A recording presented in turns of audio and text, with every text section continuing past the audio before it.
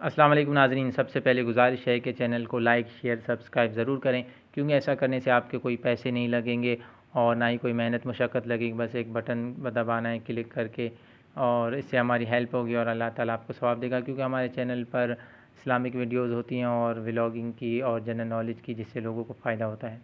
ये जो वीडियो आप देख रहे हैं, ये मेरे अंकल का गोट फार्म था कुछ साल पहले।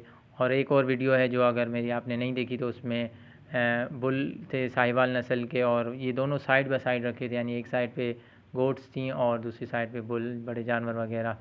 तो इसमें आप देख सकते हैं कि पटेरी नस्ल के ज़्यादातर हैं गोट्स, और कामोरी की एक दो हैं लेकिन प्योर कामोरी नहीं थी, और इसी तरह सिंधी नस्ल की गोट्स थी।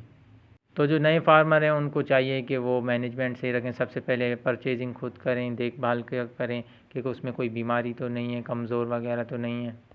दूसरी बात यह है कि शेड वगैरह का बंदोबस्त हो ताकि बारिश से और धूप से उनकी बचत हो सके, और चारा जो सारा साल अवेलेबल हो।